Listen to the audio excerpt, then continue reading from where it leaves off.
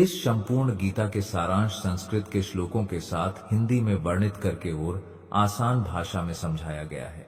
दुर्योधन ने युद्ध में असाधारण वीरों का उल्लेख किया जो सभी सदैव विजयी रहे।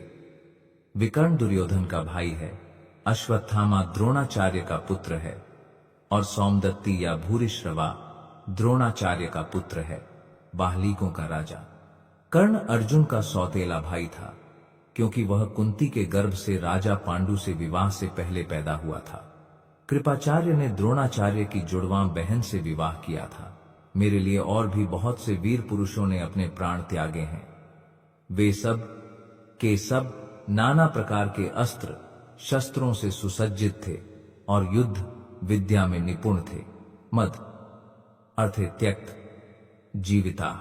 देखें शास्त्र प्रहारणा सर्वे युद्ध विसर्दः अन्य अन्य अनेक चभी बहवः बहुत संख्या में शूराः वीर।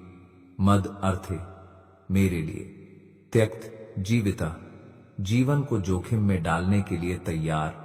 नाना अनेक शस्त्र शस्त्र। प्रहाराः सज्जित सर्वे उन सभी से। युद्ध युद्ध। विशारदाः सैन्य विद्या में अनुभवी। मेरे लिए और भी बहुत से वीर हैं जो अपने प्राण देने को तैयार हैं। वे सभी नाना प्रकार के अस्त्र शस्त्रों से सुसज्जित हैं और युद्ध विद्या में पारंगत हैं। जहां तक अन्यों का प्रश्न है, जैसे जयद्रथ, कृतवर्मा, शल्य आदि सभी दुर्योधन के लिए अपने प्राण त्यागने को कृत संकल्प हैं। दूसरे शब्दों में यह पहले से ही निश्चित है कि पापी दुर्योधन के दल में शामिल होने के कारण वे सभी कुरुक्षेत्र के युद्ध में मारे जाएंगे। अपने मित्रों की उपर्युक्त सम्मिलित शक्ति के कारण दुर्योधन अपनी विजय के प्रति निःसंदेह आश्वस्त था। भीष्म द्वारा रक्षित हमारी सेना अपर्याप्त थी। भीम द्वारा रक्षित इन पुरुषों की सेना पर्याप्त है।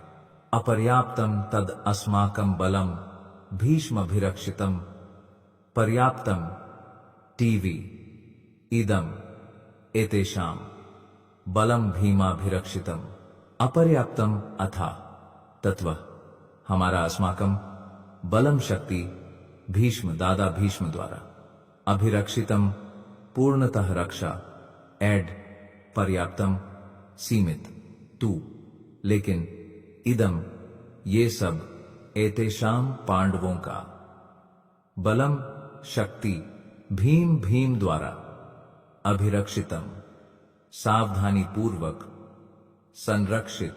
हमारी शक्ति अपरिमित है और हम पितामह भीष्म द्वारा पूर्णतः सुरक्षित हैं, जबकि भीम द्वारा सावधानी पूर्वक संरक्षित पांडवों की शक्ति सीमित है।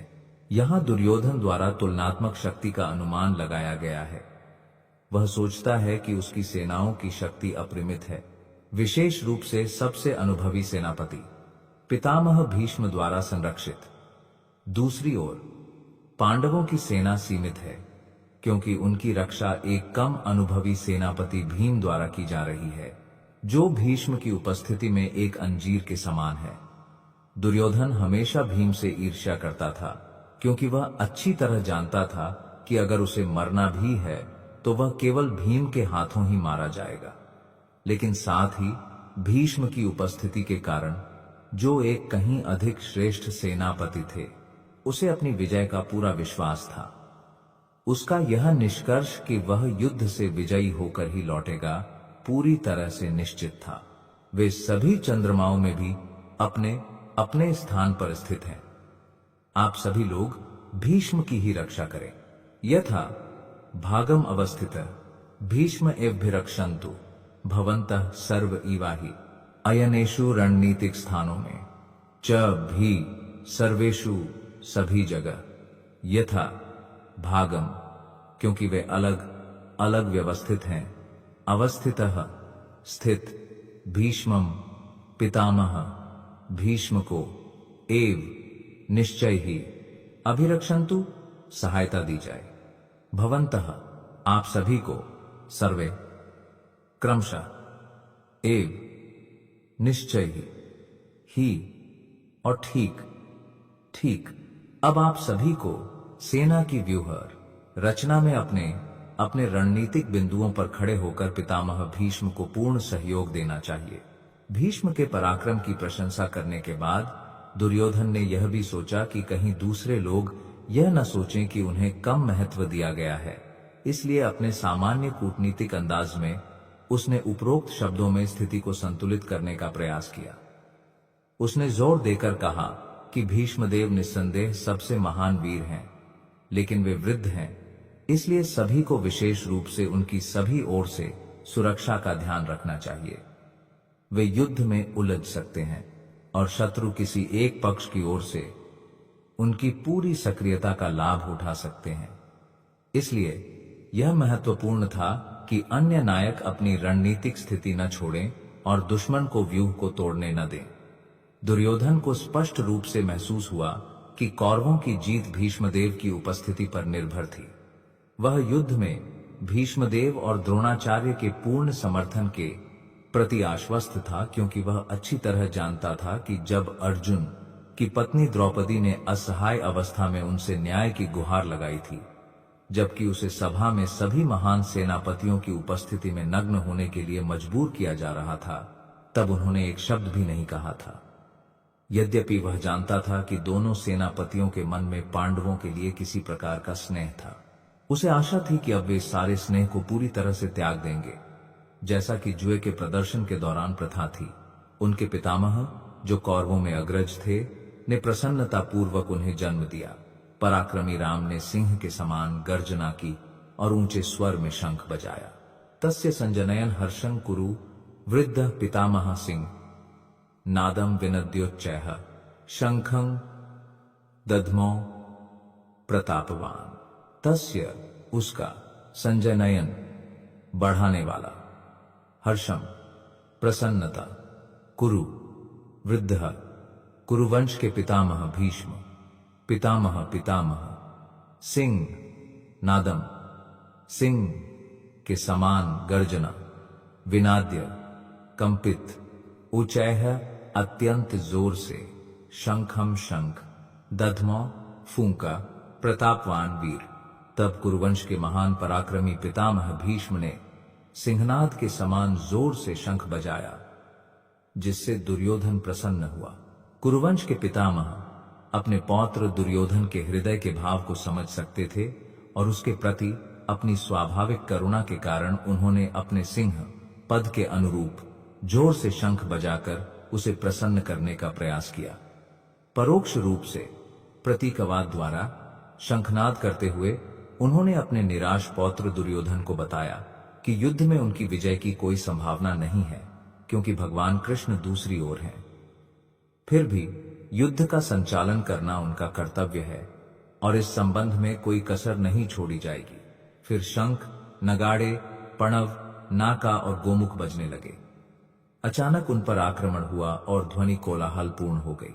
पनवानका गोमुखा सहसैवाभ्यायन्ता ततः तत्पश्चात शंख शंख च भी भैर्यः बिगुल च और प्रणव, अनक, तुरही और नगाड़े, गो मुख भोंपू, सहसा, अचानक, एव निश्चित रूप से, अभ्यन्यंत एक साथ बजना, सह वह शब्दः संयुक्त ध्वनि, तुमुलः कोलाहलपूर्ण, अभवत होना। उसके बाद अचानक शंख, बिगुल, तुरही, ढोल और नरसिंगे बज उठे और उनकी सम्मिलित ध्वनि बहुत ही भयंकर थी। तत्पश्चात वे श्वेत घोड़ों से जुते हुए विशाल रथ पर सवार होकर माधव और पांडवों ने अपने दिव्य शंख बजाए।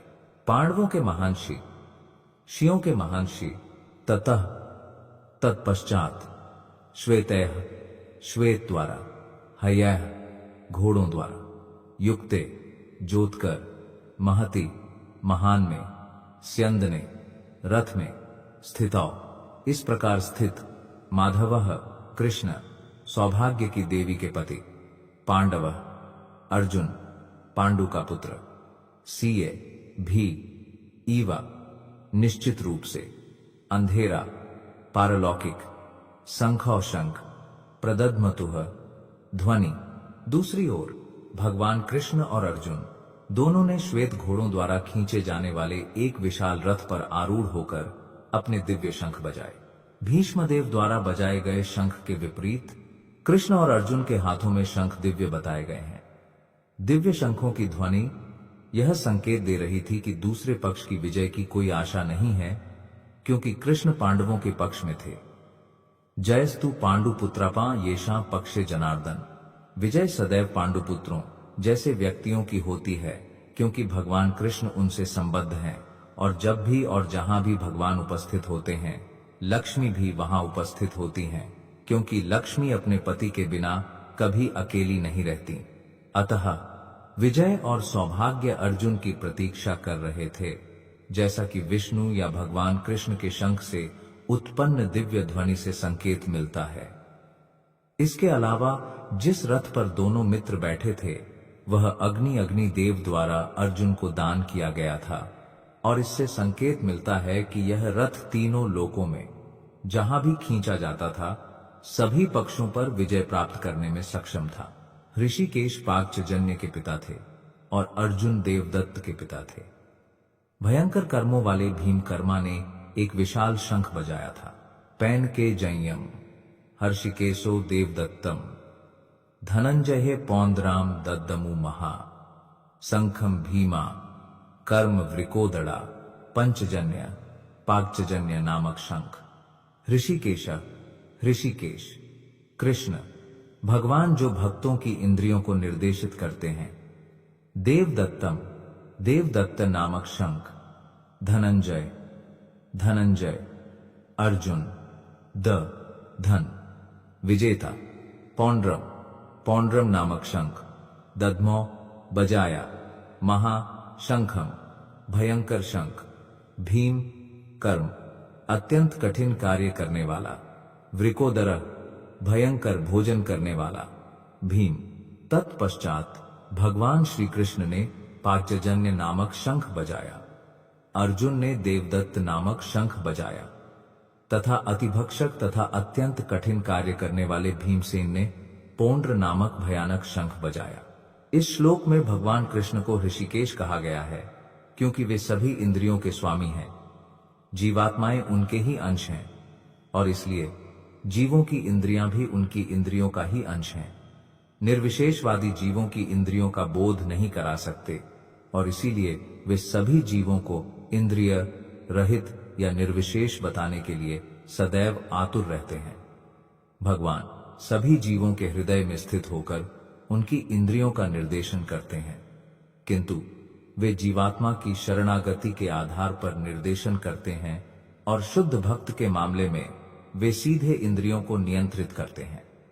यहाँ कुरुक्षेत्र की युद्ध भूमि में भगवान सीधे नियंत्रण करते हैं अर्जुन की दिव्य इंद्रियां, और इसीलिए उनका विशिष्ट नाम ऋषिकेश है। भगवान के विभिन्न कार्यों के अनुसार उनके अलग अलग नाम हैं।